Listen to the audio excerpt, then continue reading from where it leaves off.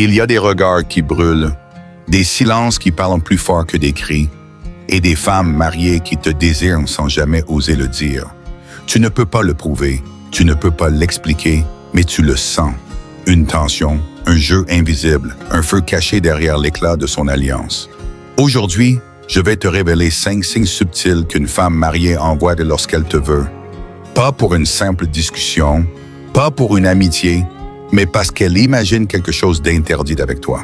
Et surtout, je vais te montrer comment un homme stoïque, un homme solide, réagit face à cette tentation. Parce que le vrai pouvoir, frère, ce n'est pas d'être désiré, c'est de savoir quoi faire de ce désir qu'on t'envoie. Écoute bien, car ces vérités vont te guider dans un monde où la discipline est ton seul bouclier. Tout commence par un regard qui n'a rien d'innocent. Tu te dis que c'est un hasard, que tu imagines des choses, qu'elle regarde tout le monde comme ça. Mais au fond, tu sais que ce n'est pas vrai. Quand une femme mariée commence à te désirer, elle ne va pas te le crier. Elle ne va pas t'écrire un mot doux ou te faire une déclaration enflammée.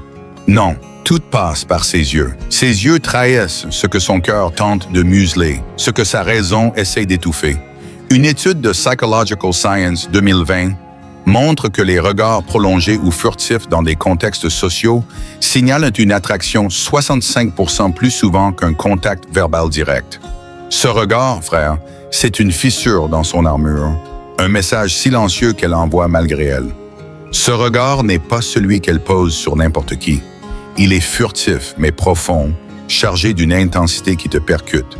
Elle ne te fixe pas de manière évidente. Ce serait trop risqué, trop visible. Elle te regarde quand tu es occupé, quand tu parles de quelqu'un d'autre, quand tu passes sans faire attention. Elle t'analyse, elle t'observe, elle te détaille. Et si tu fais attention, tu remarqueras qu'elle ne fait ça avec personne d'autre. Ce regard est exclusif, il est pour toi et pour toi seul.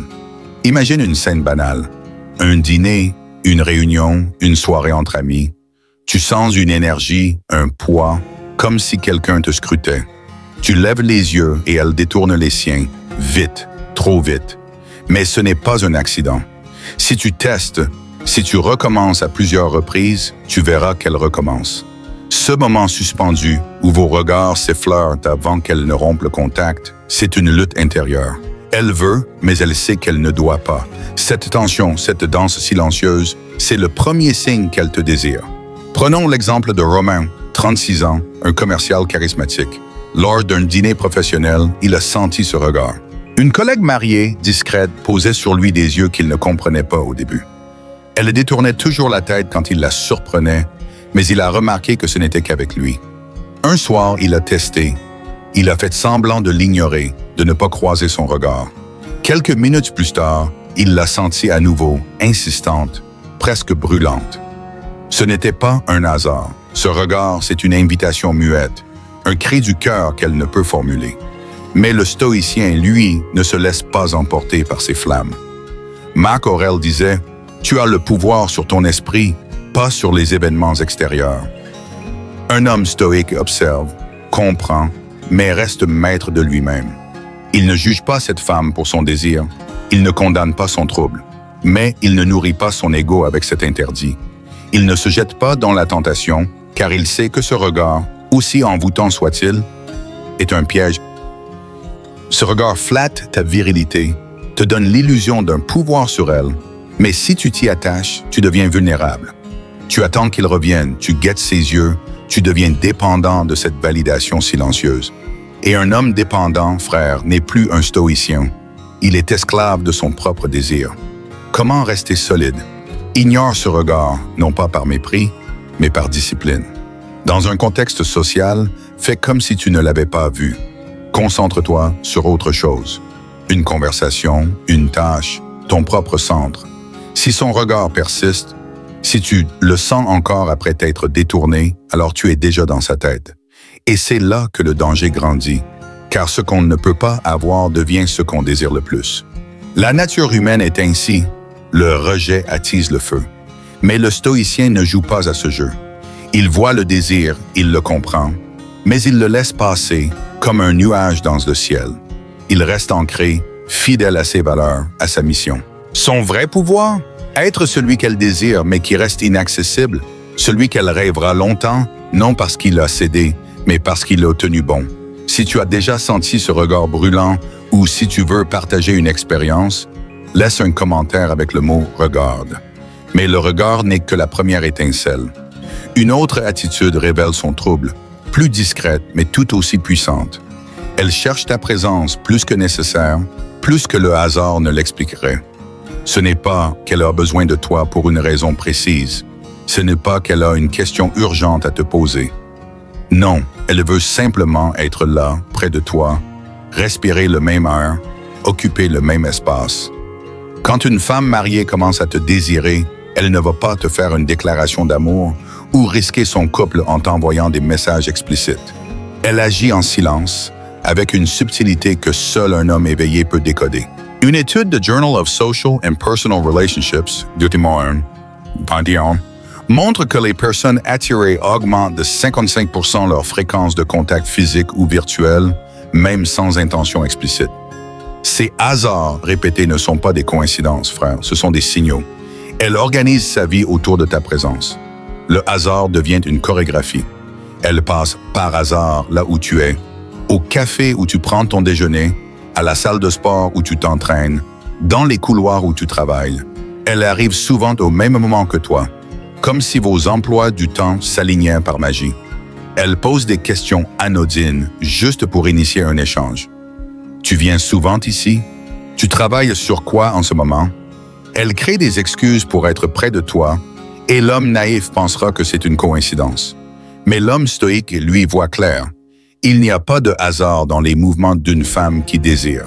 Prenons l'exemple de Thomas, 40 ans, un coach sportif. Une cliente mariée, toujours polie, a commencé à multiplier les séances à des horaires où il était là.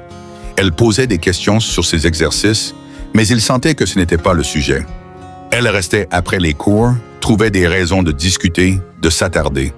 Un jour, il a changé d'horaire sans prévenir, et elle a, par hasard, ajusté son planning. Ce n'était pas innocent. Cette fréquence, cette répétition, c'est un langage. Elle dit « Je veux exister dans ton monde, je veux que tu me remarques, même si je ne peux pas le dire. » Mais le stoïcien ne se laisse pas flatter par ces coïncidences. Épictète disait « Ce qui trouble les hommes, ce ne sont pas les choses, mais les jugements qu'ils portent sur elles. » Un homme stoïque observe ses mouvements, il comprend l'intention cachée, mais il ne dévie pas de son cap. Il ne répond pas à chaque présence par une réaction, il ne se laisse pas piéger par l'attention qu'on lui donne. Il reste centré, même sous les regards insistants, même face à ces hasards qui n'en sont pas. Car chaque fois qu'elle te trouve, chaque fois qu'elle s'approche, elle t'invite à entrer dans son jeu. Et ce jeu, frère, peut te coûter cher. Comment réagir? Reste distant mais respectueux. Ne l'encourage pas en prolongeant les conversations inutiles. Sois poli, mais bref. Si elle insiste, si elle continue à multiplier ses rencontres fortuites, pose des limites claires, change d'horaire, évite les lieux où elle te trouve. Le stoïcien ne fuit pas par peur, il se protège par sagesse. Il sait que ce désir, aussi enivrant soit-il, n'est pas une opportunité, mais un test de sa discipline. Son pouvoir réside dans sa capacité à rester immobile, à ne pas répondre à l'appel de l'ego, à ne pas se laisser aspirer par une présence qui n'est pas libre. Si tu as remarqué ces hasards, qui n'en sont pas, ou si tu veux partager une expérience, laisse un commentaire avec le mot « présence ». Mais la présence n'est pas tout. Une autre facette de son trouble se révèle dans la manière dont elle agit en ta présence. Elle change de comportement quand tu es là, comme si ta présence modifiait son équilibre. Une femme peut mentir avec ses mots, elle peut jouer la comédie, mais son corps, lui, ne triche jamais. Si tu observes avec attention, tu verras qu'une femme mariée attirée par toi ne se comporte plus comme d'habitude. Son langage corporel, sa voix, ses gestes, tout change subtilement quand tu entres dans la pièce.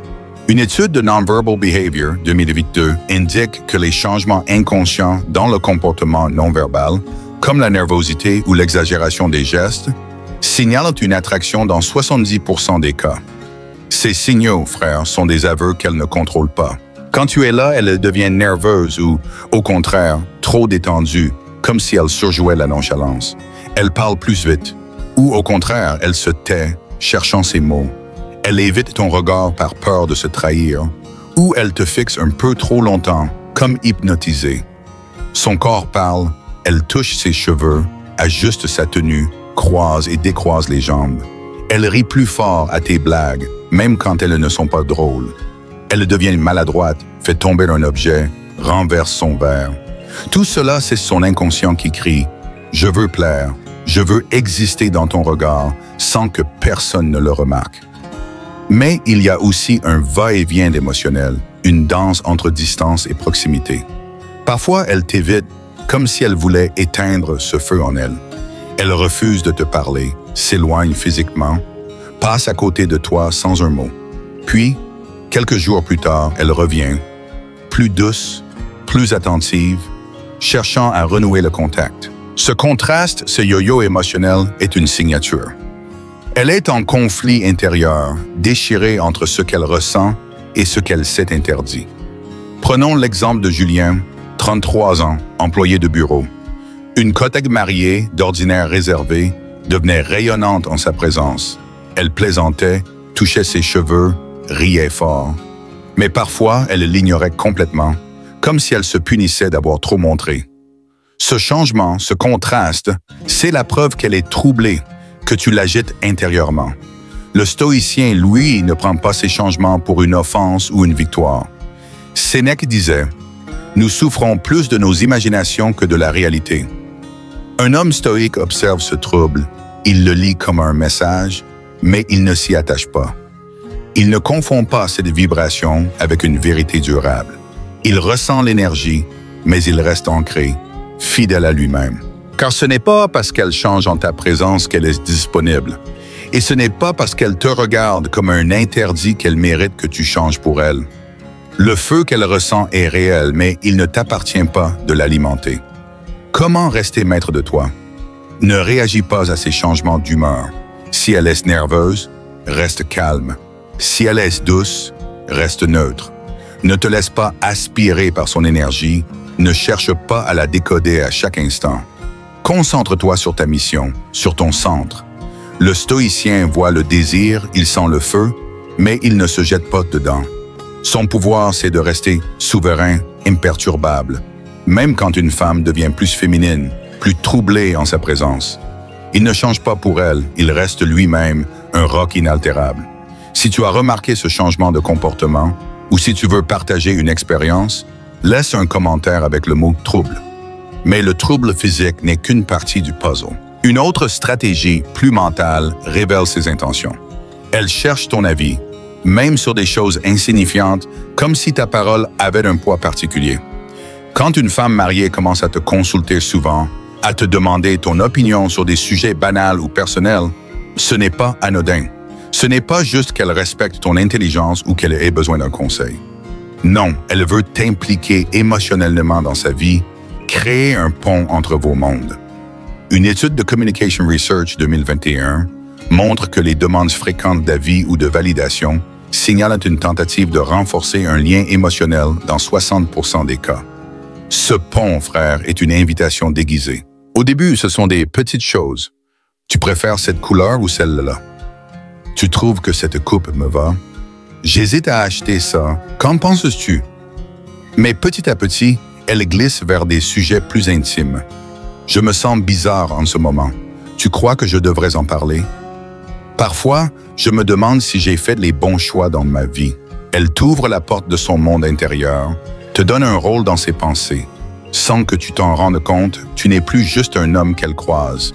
Tu deviens une ancre, un repère, un substitut émotionnel à ce qui manque dans son mariage. Prenons l'exemple de Lucas, 37 ans, un architecte. Une amie mariée lui demandait souvent son avis, sur des restaurants, des films, puis sur des doutes personnels. Un jour, elle lui a confié « Toi, tu comprends les choses, pas comme lui ». Ce n'était pas innocent, c'était une tentative de l'attirer dans son univers. Pourquoi fait-elle cela? Parce que te demander ton avis, c'est te donner une forme de pouvoir sur elle, une soumission douce. C'est sa façon de te dire « Tu comptes, je te vois, je veux que tu penses à moi ». Mais c'est aussi une stratégie, parfois inconsciente, pour te rendre indispensable. Elle te fait croire qu'elle a besoin de ta vision, de ta validation, Mais en réalité, elle cherche à t'impliquer, à t'attacher. Et le danger, frère, c'est que si tu réponds trop souvent, trop gentiment, tu tombes dans son jeu. Tu commences à penser à elle, à t'investir, à te sentir responsable de ses émotions. Tu deviens dépendant sans même t'en apercevoir. Le stoïcien, lui, ne confond pas vulnérabilité offerte avec amour profond. Épictète disait, « Ce n'est pas ce qui t'arrive qui te trouble, c'est ce que tu en fais. » Un homme stoïque voit cette porte s'ouvrir, mais il n'entre pas par flatterie ou par faiblesse. Il donne des réponses, mais sans s'attacher. Il reste détaché, fidèle à sa mission. Car une femme qui te demande ton avis sur sa vie intime n'est pas innocente. Elle teste ta réceptivité, elle vérifie si tu es là émotionnellement. Et si tu es trop disponible, elle saura qu'elle peut aller plus loin. La séduction commence alors, subtile mais réelle. Comment rester maître? Réponds avec mesure, sans t'impliquer. Si elle te demande un avis, sois bref, neutre. Ça dépend de ce que tu veux. Fais ce qui te semble juste. Ne te laisse pas aspirer par ses confidences. Ne deviens pas son confident. Pose des limites claires, change de sujet, redirige la conversation vers des terrains neutres. Le stoïcien donne sans se perdre, il répond sans se laisser entraîner. Son énergie est si précieuse, il la réserve pour ce qui aligne avec ses valeurs. Pas pour flatter son ego ou combler le vide d'une autre. Si tu as remarqué qu'une femme te demande souvent ton avis, ou si tu veux partager une expérience, laisse un commentaire avec le mot « avis ». Mais il y a un dernier signe, le plus insidieux, celui qui te piège par l'émotion. Elle se plaint souvent de son mari, mais jamais avec l'intention de divorcer. Quand une femme mariée te désire profondément, elle ne va pas t'avouer ses fantasmes ou te proposer une aventure. Non, elle va tisser un récit, un décor où elle est malheureuse, incomprise, négligée. Et ce décor, elle te le raconte encore et encore, comme une histoire qu'elle veut graver en toi. Une étude de Journal of Marriage and Family, 2022, montre que les plaintes répétées sur un conjoint, sans intention de rupture, servent souvent à créer une intimité émotionnelle avec une autre personne dans 50% des cas. Ces confidences, frère, ne sont pas des appels à l'aide, ce sont des invitations à entrer dans son monde. Il est toujours au travail, il ne me regarde plus comme avant. J'ai l'impression d'être seul dans ce mariage. Ces phrases, elle les répète, souvent avec un soupir, un regard triste, une pause calculée. Elle veut que tu penses. Elle mérite mieux, elle souffre. Je pourrais la traiter autrement. Mais attention, elle ne cherche pas forcément à changer de vie. Elle cherche de l'émotion, de l'écoute, de l'attention, tout ce qu'elle ne trouve plus chez elle. Prenons l'exemple de Paul, 41 ans, un entrepreneur. Une amie mariée lui confiait souvent ses frustrations. « Mon mari ne me voit plus. Toi, au moins, tu m'écoutes. » Il a cru qu'il était spécial, qu'elle lui faisait confiance. Mais en réalité, elle créait une fiction où elle était disponible émotionnellement, où il pouvait être son refuge. Ces plaintes sont une stratégie, parfois inconsciente, pour tisser un lien intime. En te confiant ses blessures, elle te teste. Vas-tu la consoler, la défendre, te positionner comme son sauveur? Elle sait que si tu as un cœur, tu voudras la rassurer, la protéger. Mais elle ne veut pas une solution, elle veut un lien, une dépendance clandestine. Et si tu tombes dans ce piège, tu te retrouves dans un triangle, elle, toi, son mari, où tu seras toujours le perdant. Le stoïcien, lui, ne se précipite pas dans ce piège. Marc Aurèle disait « Ne te laisse pas entraîner par les passions des autres. » Un homme stoïque écoute, mais il ne s'attache pas aux plaintes. Il voit la manipulation émotionnelle, même quand elle est douce, enveloppée de larmes ou de silence. Il ne confond pas vulnérabilité avec sincérité. Il reste fidèle à son cap, à ses principes. Car une femme qui se plaint de son mari ne t'offre pas son cœur, elle t'offre une distraction, une fuite. Et un homme aligné ne devient jamais l'échappatoire de quelqu'un d'autre. Comment réagir? Écoute, mais ne console pas. Si elle se plaint, réponds avec neutralité. Ça doit être difficile, mais tu trouveras une solution. Ne te positionne pas comme son confident. Ne prends pas la place de son mari. Redirige la conversation, ou mieux, éloigne-toi si les confidences deviennent trop fréquentes. Le stoïcien ne répare pas les illusions des autres, il bâtit sa propre vérité. Il sait que ce désir, aussi intense soit-il, est une cage dorée, une passion qui consume plus qu'elle n'élève. Si tu as entendu ces plaintes répétées, ou si tu veux partager une expérience, Laisse un commentaire avec le mot « plainte ». Frère, tu viens de traverser 5 vérités qui mettent à nu un jeu dangereux. Un jeu où les regards brûlent, où les silences séduisent, où les émotions t'attirent vers un précipice. Une femme mariée qui te désire envoie des signaux clairs, mais subtils. Un regard furtif mais chargé. Une présence répétée qui défie le hasard. Un comportement qui vacille en ta présence. Des demandes d'avis qui t'impliquent. Des plaintes qui t'invitent à jouer le sauveur. Mais chaque signe, aussi enivrant soit-il, est un test. Un test de ta discipline, de ta force intérieure, de ta capacité à dire non à ce qui te caresse mais te consume. Le stoïcien ne juge pas cette femme. Il ne la condamne pas pour son trouble. Il observe, il comprend, mais il reste maître de lui-même. Il ne se perd pas dans l'ombre d'une femme qui n'a pas choisi de se libérer. Il est lumière, et la lumière n'a pas besoin d'autorisation pour briller. Dans un monde où tout pousse à la tentation, le vrai pouvoir est dans le retrait, dans le contrôle de soi, dans la paix de celui qui n'a pas besoin de prendre ce qui ne lui appartient pas. Pose-toi cette question, frère.